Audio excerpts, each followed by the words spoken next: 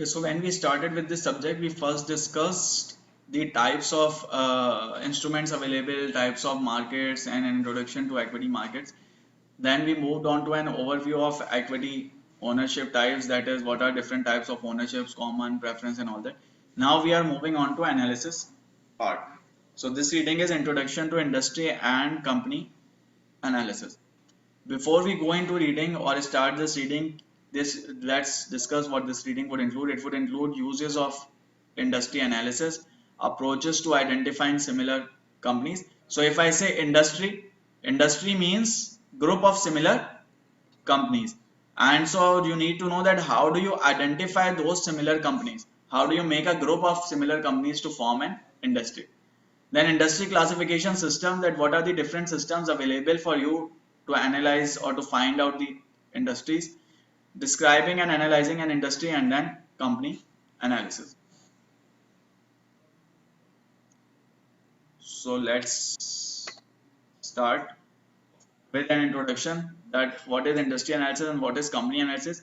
A key point to note is that when you are performing industry analysis, you will be focused on obviously the future prospects of industry, like you are focused on any future prospects of company as well.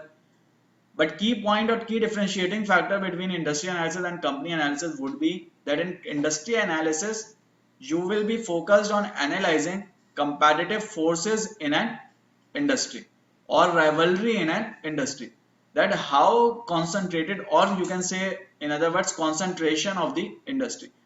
That how competitive is the industry or how concentrated is the industry. Why? Because if an industry is very competitive, its profitability goes down, and if an industry is highly defragmented or not concentrated, its profitability goes down.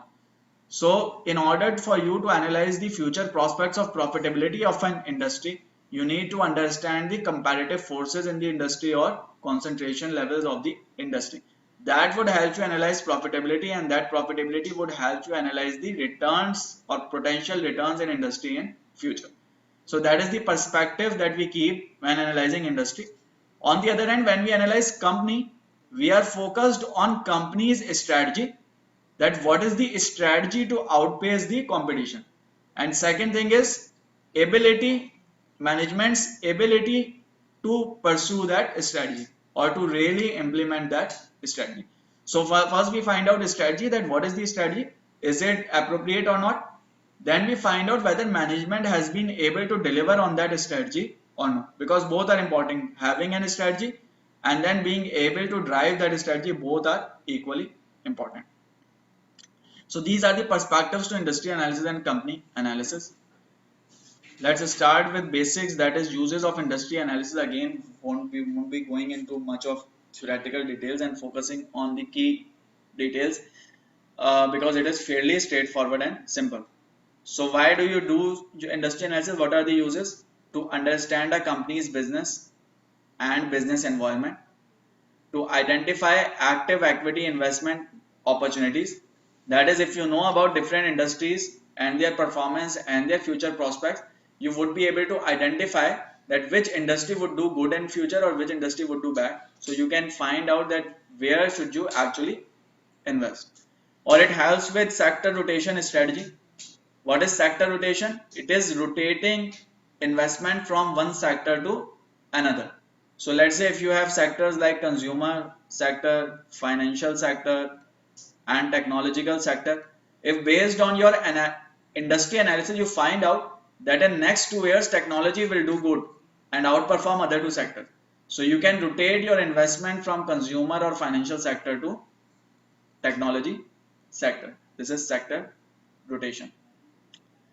Portfolio performance attribution, which addresses the source of a portfolio's returns. So let's say that you have a portfolio and that portfolio tracks consumer industry. Now there can be two possible sources of returns to this portfolio. One is due to portfolio manager's skills, that is actively buying and selling the undervalued and overvalued securities respectively, and other is due to industry, that overall industry is doing good and so portfolio is doing good. So industry analysis can help you identify that which of part of the performance is coming up out due to growth in industry and which part is coming out due to portfolio manager skills. Also, let's say that you have another portfolio which tracks the overall market, multiple industries. So there can be a return coming in from particular industries and there can be a loss coming in from particular industries. Overall, your portfolio may be doing good or going up, but still this return would be coming in from some particular industries and maybe in some other industries you are losing out. How do you find that out? Again, through industry analysis, you would know which industries are doing good, which industries are doing bad. And so you will be able to find out where is the return actually coming from and where are you losing it. Any problem so far? So these are some uses, approaches to identifying similar companies. So how do you form industry? An industry is a group of similar companies. Now how do you form up those similar companies? There can be different ways or multiple ways. So one way is, let's say that I find out cyclicality. I group cyclical companies together and make a group of cyclical companies and call it an industry. I make a group of non-cyclical companies and group them up and call it an industry. What do we mean by cyclical? Cyclical means those that are dependent on economy or that moves with the economy. If economy is going up, they would go up. If economy goes down, they would go down. Like for example, luxury items, discretionary retail, consumer discretionary items, housing markets, and so on. And non-cyclical are those which are not very much dependent on economy. If economy is going up, they will go up, but may not go up as high as the economy. And if economy is going down, they may go down, but not as much as the economy. So they are kind of stable. For example, consumer staples industry. So consumer discretionary items like luxury retail and all those would be cyclical. Consumer staples like the needs day-to-day items of day-to-day need like soap, detergent, toothpaste would be consumer stable. They would be more non-cyclical or stable. So that is one way of dividing companies, that is based on their business cycle sensitivity. Another way is using statistical similarities. That is, I find out the past returns and I find out the correlation of past returns, and those companies which have high correlation of past return, I make a group of them, and those companies which have those other companies which have high correlation within them, I make another group of them, and I can make different groups of companies based on their correlation with each other. That is based on statistical similarities. Or the most used method is, or more appropriate or most appropriate one would be to group them based on products and services supplied. That is, I find out what is the business model of the company, what does it buy, what does it sell, and then I find out similar companies or companies with the similar business models that are buying and selling the same thing or have the similar exposure with respect to business activities. So that have similar business activities, and this is the most appropriate or most used method. Any confusion so far? So now the question is that how do I find similar companies? So I know that I can do this, but how do I find this? So possible ways is, for example, I can go and look into the annual reports. In annual reports, in an annual report, maybe a company has identified its competitors or its peers, or I can check out industry publications. So maybe there are publications on energy sector. In those publications, I will find out the comparisons being made between different companies, and I will find out who are the competitors, who are the peers, what does the industry comprise. And I can use similar values, like I can read out about the business models and I can find out the companies with similar business models. That is one way of doing it. Another way is that I use a system which already exists.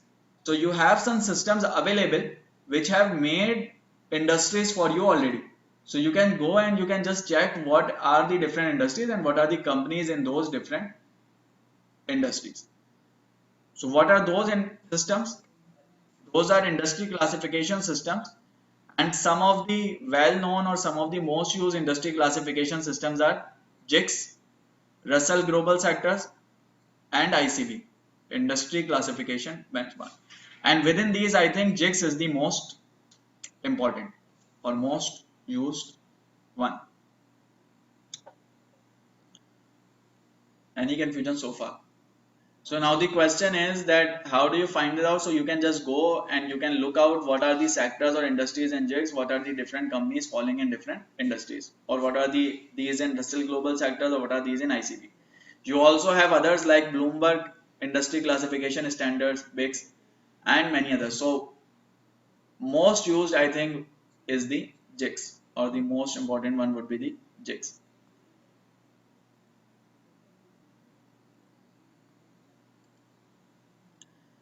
These three are, remember, commercial industry classification systems.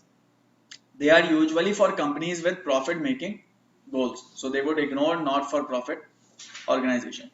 There are other classification standards as well, like governmental industry classification systems, which include both for profit and not for profit companies. So that is the difference. Remember these difference.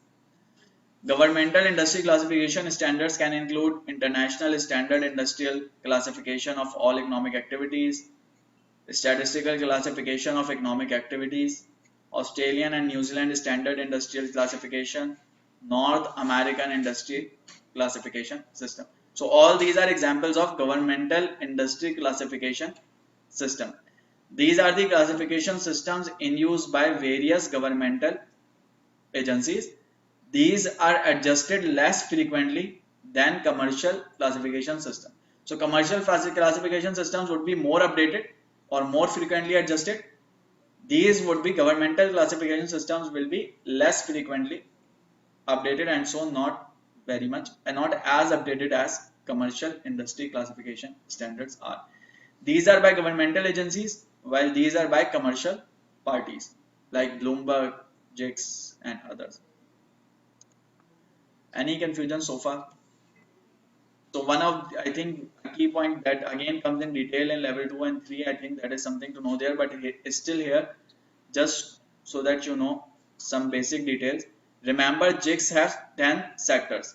So JICS divide the whole economy into 10 sectors: consumer staples, consumer discretionary, financials, technology, utilities, and many others. So it will divide it into 10 sectors.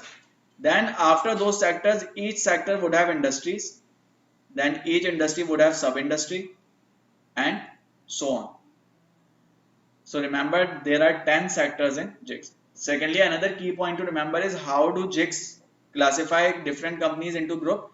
It would classify different companies into group based on their revenue generating activity. That is based on their products and services being offered. So it will classify companies into groups based on their revenue generating activities, not based on their historical correlation of past returns or cyclicality, but based on revenue generating activities. So the JICS classification systems classify companies on the basis of a company's primary business activity. And what is primary business activity? It is measured primarily by assets, no; income, no; revenue. That where is actually revenue coming from? That would determine which industry should the company be falling into. There can be a company which, let's say, generates 80% of revenue from a particular source and 20% from another source. So this 80% of revenue source should be used to decide where should the company be in terms of industry or sub-industry. Which of the following is least likely to be accurately described as cyclical company? An automobile manufacturer is a cyclical company. Why? Because this is a luxury item, or this is a discretionary item, not luxury, actually discretionary item. This falls in consumer discretionary sector. Demand for automobiles would go up when economy is doing good. People have money to buy, more money to buy, and demand would go down if there is a recession and people do not have money to buy it. Apparel company producing the newest trendy clothes for teenage girls. This is also discretionary and so cyclical. If I only say apparel company producing basic any clothes, then that might be cyclical or might not be cyclical or maybe non-cyclical. Why? Because clothing is a need and people wouldn't stop buying clothes. But here we are talking about company which produces apparel with newest trendy clothes. That is a discretionary item. Producer of breakfast cereals, this is not cyclical. Why? Because people would continue to do breakfast no matter if economy is in a recession or in a boom. If an economy is in a boom, they wouldn't do more of breakfast. If an economy is in a recession, they wouldn't stop doing breakfast. So B is your answer. Which of the following is most accurate statement? A statistical approach to grouping companies into industries is based on historical correlation. It can be why? Because correlation is a statistical measure and that can be a tool used for statistical approach grouping. Frequently produces industry groups whose composition is similar worldwide. Does not have anything to do with statistical measures, so no. Emphasizes the descriptive statistics of industries consisting of companies producing similar products and services. No. This method is known as product service similarity method. So A is your answer. So as long as I think you know the basics, you should be able to do questions like these. Now again the question, how do you construct a peer group? Or what are the steps in constructing a primarily list of peer companies? Something that we discussed earlier as well. You can go and examine a commercial classification system and you can find out what are the companies in a particular industry. You can review annual reports of the subject company and find out peers. You can then, so once you have find out competitors, you can then review competitors' annual reports to find out more industry players. You can review industry and trade publications. You can confirm that each comparable company drives a significant portion of its revenues from a business activity similar to the primary business of the subject company. Once you have formed the list, then last step would be that you find out whether these companies are actually generating revenues from the same source as the subject company or not. So those who do not drive a significant portion of activity from the same source as the subject company, you can drop those companies from the list. Questions that may improve the list of peer companies. What proportion of revenue and operating profits derive from similar business activity? So let's say you found a company which produce from the annual report of the subject company. So let's say your subject company is X. From its annual report, you found a company Y. So now you know that Y is a peer and you have put it into the list. Now you need to check that Y may be a peer, but maybe Y has a specific segment which produces the same products as X. And they maybe, let's say that that segment contributes to only 20% of Y's revenue. 80% is other business. That means overall Y is not really a competitor. Does the potential peer company face demand environment similar to that of subject company? Does a potential company have a finance subsidiary? So based on these questions, you can find out whether the companies are similar or not, or they should be put into the list of peer companies or not. So that is how you make an industry group or an industry or a peer group. Any confusion so far? Once you have made an industry, you know the industry, you know what is the industry. Next step is that you analyze the industry. So how do you analyze the industry? So you study relationship of macroeconomic and other variables with industry's performance. So first thing you do is you analyze how would industry react if any macroeconomic changes happen. So how is industry related to GDP? How is industry, for example, related to inflation? How is industry related to employment and so on. So you would analyze how sensitive is the industry to different variables so that you can predict the future prospects of you can find out or you can analyze the future prospects of the industry. Another thing to do is that you perform past performance overview, past performance analysis.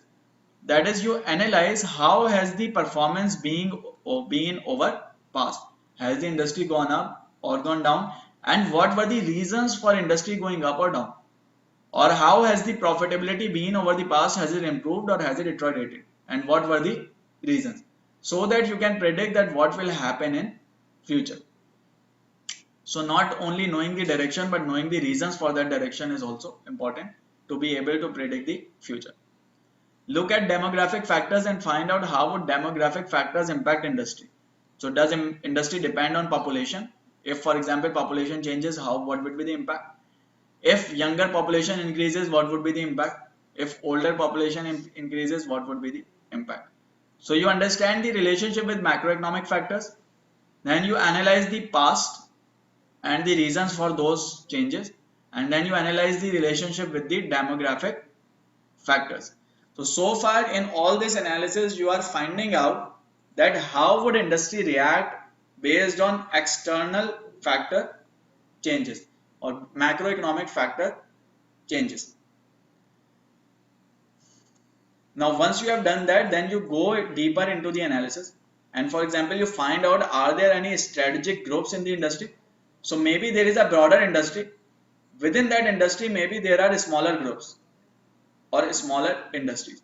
So you should find out that maybe they have their dependence on different factor, and maybe they are not, they are different from each other.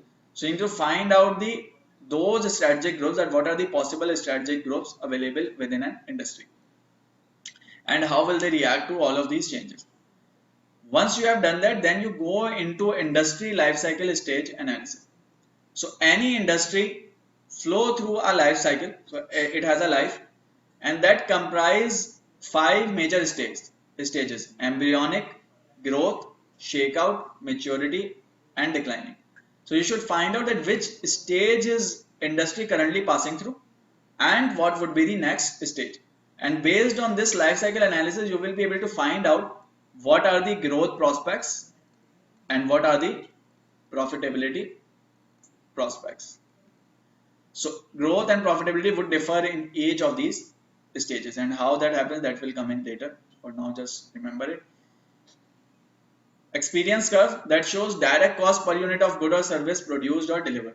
So what would this help with? This will help with analyzing the profitability of the industry. If direct costs are very high, then that means profitability is lower. If direct costs are decreasing, that means profitability is higher. So when you are comparing 2-3 different industries, a key point to look at is the experience curve, that is the direct cost per unit of goods and services. So that's how you analyze the overall industry. Any confusion so far? Now once you have done that, the next step is that we discussed earlier is about analyzing the concentration within the industry and the competitive forces within the industry, which is performed through strategic analysis. So what would a strategic analysis tell us? It would tell us what are the barriers to entry and exit, how concentrated is the industry, and what is the capacity utilization. Based on answers to these questions, we can find out how competitive and concentrated the industry is, and based on that we can find out what would be the profitability prospects for future. Any confusion so far? So this is just an overview. Before we go into details, this is just an overview that how do you analyze overall industry. First you look at the relationship with the macroeconomic factors like GDP, inflation, and all those. Then you look at the historical performance. You do not only look at that, but you also find out the reasons for those changes, for changes in growth and profitability and all that. So past performance. Then you look at the demographic factors and build link with the demographic factors. How would changes in demographic factors impact the industry? Once you have done this, then you move deeper into the industry, in which you find out the different strategic groups. You find out which life cycle stage is it passing through, and what will be the future growth and profitability based on that stage. And then you find out the cost per unit. So in all of this, you would realize that mostly focus would be on profitability.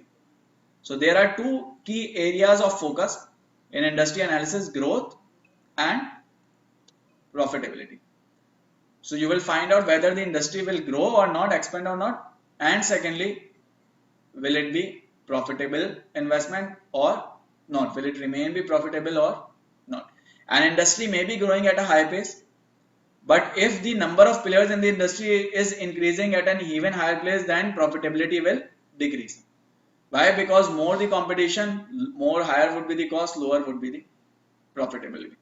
So you need to not only find out growth, but you need to find out profitability as well. That would tell you what would be the kind of ROIs, return on investments, in this industry or within this industry. So as an investor, you do not only need to worry about growth, but you need to worry more about profitability, because that is what gives you an ROI, return on investment. And once you have done this experience curve, industry life cycle analysis, then you perform a strategic analysis, which is about analyzing the competitive factors or competitive forces within the industry or rivalry within the industry, again in order to analyze profitability. And how do you do this? You do this by answering these questions. How do you answer these questions? For answering these questions, you have Michael Porter's 5 forces framework, 5 forces analysis. So for industry analysis, after this broad understanding, you will perform 5 forces analysis, Porter's 5 forces analysis, in order to analyze the industry. This is how you analyze the industry. Any confusion so far? Okay, so let's move on. So what are Porter's 5 forces? Before we go into Porter's 5 forces, let's first discuss industry life cycle stage. So what is industry life cycle? We discussed there are 5 broad categories of broad stages in industry life cycle. You need to know the names and you need to know the key characteristics of these stages. So starting with embryonic, this is demand on y-axis, this is time. So in embryonic stage, there is slow growth. Why? Because you have a new product, new service, new industry, and consumers do not know about it. So there will be slow growth. Prices will be high. So generally, if a new product, new service comes in, prices are high because costs are also high. Significant investment required because you are doing it for the first time. So you need to have an infrastructure, you need to create consumer demand and all that. Risk is also high because it is a completely a new industry. Then you move on and you enter growth stage. In growth stage, demand will rapidly increase. Consumers now know about it, they want to consume, demand is increasing. Profitability will improve. Why? Because your business size is improving, and as business size improves, costs per unit costs go down and your profitability increases. Prices will be falling. Why? Because now you are selling at higher scale with lower cost, so prices will be falling. Low competition. Competitors will enter, but still low competition. So remember, prices falling, but still profitability increasing. Why? Because cost will be falling even further. Then shakeout stage. So still you have growth, demand is increasing, but the pace of increase is slowing down. Competition has increased, intense competition, profitability is declining. Why? Because competition has increased, so profitability will decline. Then maturity, little or no growth, industry consolidation. So once industry reaches maturity, generally the growth is little or no. So how do companies then drive growth? So one of the ways that companies use to drive growth is consolidation. That is, they start going for mergers. They merge into each other and make bigger companies, and that's how they drive the growth or create value through synergies. High barriers to entry and then decline. That is negative growth, excess capacity, high competition. After this, maybe some competitors leave the or some companies leave the industry due to low growth or low ROI, and then again maybe ROI becomes better, or maybe a new industry, new product comes in and replaces this industry as a whole, and this industry may go out of the business completely. So this is how this life cycle moves. Any problem so far? Okay, coming back to Porter's five forces analysis.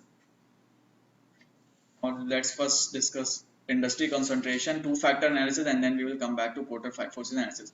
What is two-factor analysis? Two-factor analysis is about concentration and pricing power. So what they are trying to tell you here is that there can be industries which are concentrated, and generally concentrated industries will have strong pricing power. And as they have a strong pricing power, their profitability would be high. But at the same time, there can be industries which are concentrated but still have weak pricing power. Like for example, commercial aircraft, automobiles, memory, semiconductor equipment and all these. They are concentrated but still have weak pricing power. So which means only analyzing the concentration is not enough. You need to analyze other factors as well in order to find out the impact on profitability. So maybe an industry is concentrated but still have weak pricing power. Maybe an industry is concentrated but have strong pricing power. So only analyzing concentration is not enough. The key purpose is to find out pricing power. And concentration analysis is only a way of analyzing pricing power. It might not always give you the right answer.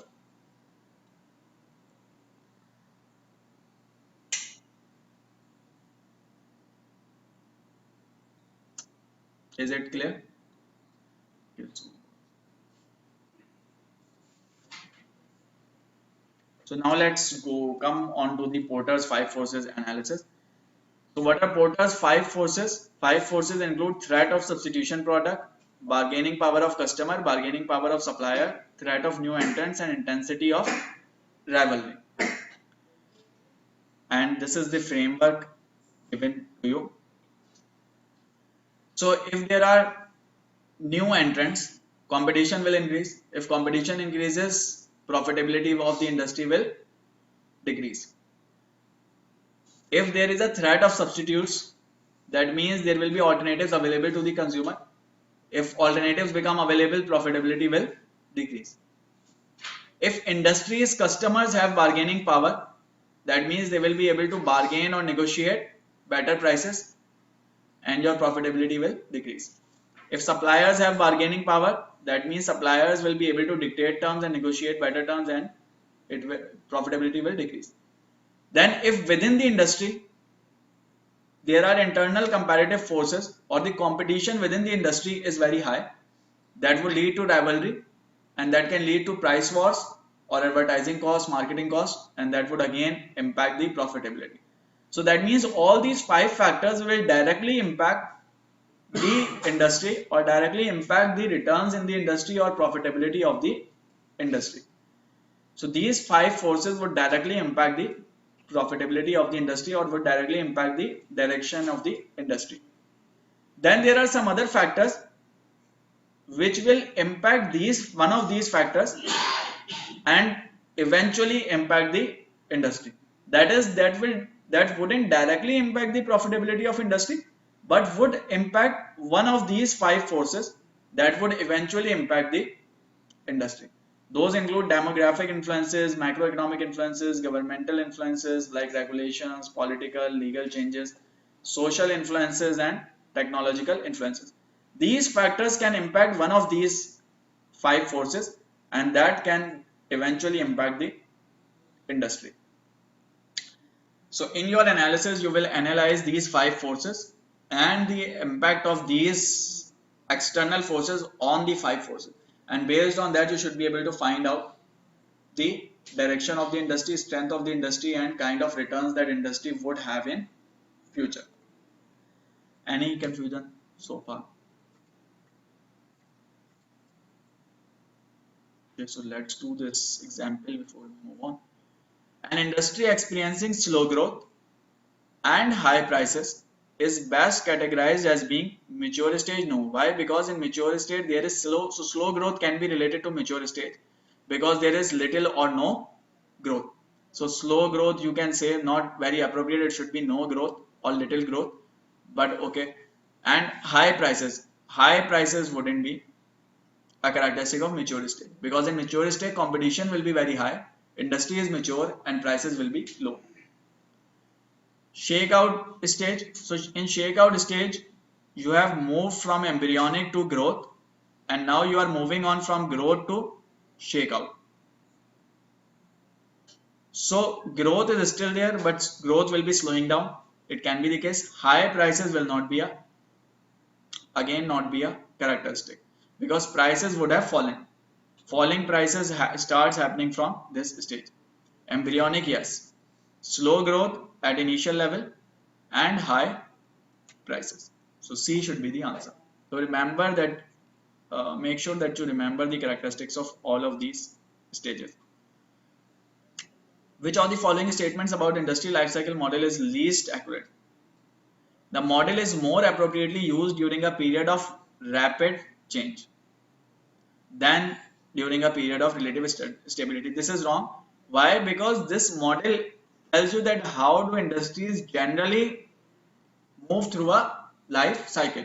So generally in a stable environment, this is how an industry would move. If there are rapid changes, this may not be followed. Maybe an industry move from embryonic to shakeout, or maybe an industry move from growth to decline, and so on. So if there are rapid changes, then this model will not be much applicable. So A is clearly the answer. Moving on, element of strategic analysis for three industries. So what it does is that it gives you an analysis of three different industries. So it applies those five forces analysis or that strategic analysis on these three industries and tells you some characteristics of these three industries. I think as long as you have a basic idea about it, you should be able to answer questions related to this. So for example, branded pharmaceuticals, oil services, confectionery, candy. Before we go into detail, a key point to note is oil services industry will be cyclical. This is a discretionary item. This is a staples item. This is something that you need. This is something that you will buy more when you earn more or something. Generally, it can be staples. Sometimes it is classified as staples as well, but mostly considered discretionary. Do you think branded pharmaceuticals should be discretionary? It is not discretionary because it is pharmaceuticals. Pharmaceuticals is never discretionary. Why? Because if someone needs a medicine, they would.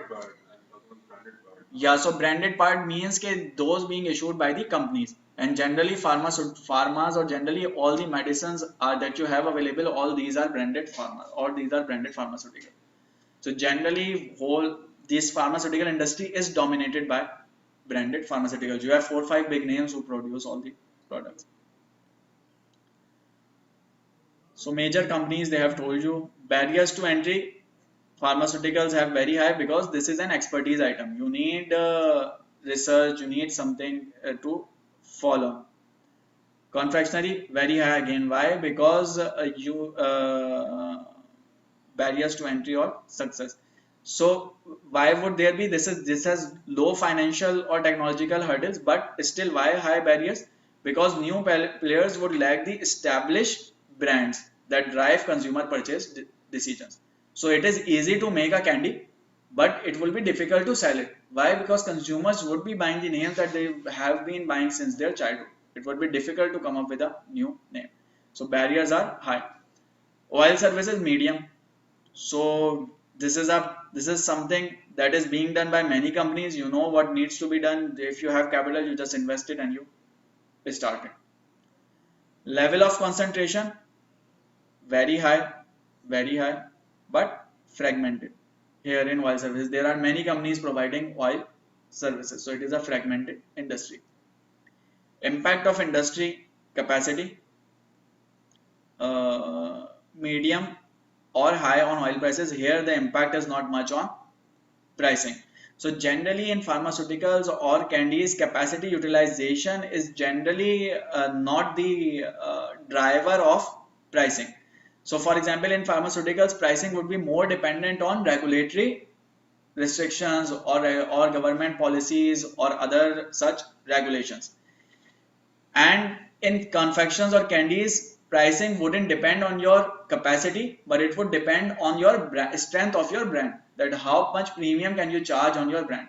So pricing wouldn't much depend on industry capacity, so that wouldn't much impact the profitability. But here in oil services, this would have a medium or high impact. Industry capacity utilization would have an high impact. If demand is very high, capacity utilization is already high, prices can go up. If demand is very low and capacity utilization is also low, prices would go down. Industry stability. So clearly these two are non-cyclical, so stable. This is unstable because cyclical. Life cycle, all three are mature. These industries have been there for ages and they are already at maturity. Price competition, low in candy. Why? Because it is morely consumer would be purchasing it for brand name and not generally for price. Again, pharmaceuticals low or medium. In oil services it is high. Why? Because brand name wouldn't, all of them are providing the same service. So brand name wouldn't matter much, but the price would really matter. If someone, or prices generally across the industry should be similar. Demographic influences, positive. If there are more, if there is increasing population, demand for branded pharmaceuticals will increase. Oil services not applicable, confections, candies not applicable. So even if there is a population, that wouldn't matter. What would matter is your ability to drive market share. That is, take something from the other brand. Government and regulatory restriction should be obvious. It should be the highest in pharmaceutical, medium in oil services, low in candy. Social influences not applicable. Technological influences high in branded and oil services, low in confection. Why? Because in candies, technology is not what is driving business for you. It is the brand name which is driving the business. Growth versus defensive versus cyclical. Branded pharmaceuticals defensive, oil services cyclical, confectionery defensive. By defensive we mean non-cyclical or stable. Let's do some questions over it. Which of the following industries is most affected by government regulation? So clearly pharmaceutical. Which of the following industries is least affected by technological innovation? So confectionery is clearly. Which of the following statements about industry characteristics is least accurate? Manufacturing capacity has little effect on pricing the confection. This is correct. Why? Because in confectionaries, pricing would more depend on brand name or brand strength compared to capacity utilization. The branded pharmaceutical industry is considered to be defensive. That is correct. It is not a growth industry, it is an stable industry. With respect to worldwide market, oil services industry has a high level of concentration. No, it is a fragmented industry with large number of players. So C is your correct answer. Any problems or confusion so far? This we have already discussed. So that is about industry analysis. That is how you analyze industry. Any problems with industry analysis? This is a long topic, but the number of things to points to remember are not as much as the content. So once you have performed industry analysis, then you move on to performing company analysis, that is analyzing the individual company. And how do you analyze a company? We discussed that first you find out what is the strategy. Is that strategy appropriate or not? Then next step is to find out ability to implement this strategy. Has the company been able to pull off this strategy or not? Both are equally important. So when you are analyzing a strategy, there can be two key types of strategies for a company. And when we say strategy, we are focused on competitive strategy. That is a strategy to outpace the competition. Because you have analyzed the overall industry already. Now, if industry grows, company will grow. What you need to know about the company is that can company outpace competition or not. So your focus now would be on competitive strategy. So Porter identifies two chief competitive strategies, low cost or differentiation. So what are these two strategies? First strategy is that a company may have a strategy to produce at lower cost or produce at lower cost compared to competitor.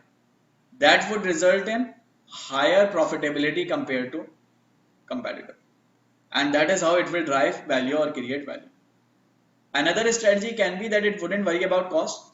It would focus on product differentiation. That is differentiating your product from the competitor, and based on that differentiation driving growth, and based on that growth charging a premium, or based on that differentiation charging a premium, and so supporting your growth and profitability. So these can be the two competitive strategies, that is cost leadership or differentiation, or there can be a hybrid of these two. That is, you take a hybrid approach and you focus on both the strategies.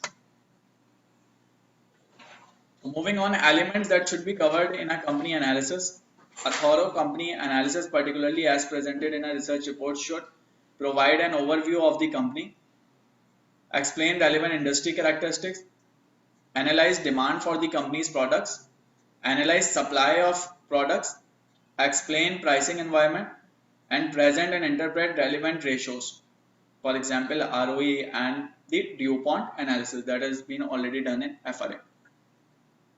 So you analyze the business model. How does company work? What does it buy? What does it sell? You analyze who are the suppliers, who are the customers, and you analyze the overall environment of the business, that is industry characteristics, and then you calculate the key ratios. This is how you will analyze the overall company. Spreadsheet modeling of financial statements can be used to analyze and forecast revenues, operating and net income, and cash flows. And this has become one of the most widely used tools in company analysis. Again, this is something that we covered earlier in FRA, so we do not need to go again into this. So this tool, that is spreadsheet, can help you forecast future financial statements and can help you then discount those back and come up with the value for the company. So this is how you analyze company, by analyzing a strategy, analyzing how is a strategy, how has the company been able to achieve that strategy or not, covering all these aspects in your company analysis, and using spreadsheet modeling for forecasting and for valuation and for all those purposes. So this is about industry and company analysis. So content wise it would be long, but with respect to technicalities, it will be this topic is very simple. So as long as you know these steps, you should be able to do it. So this is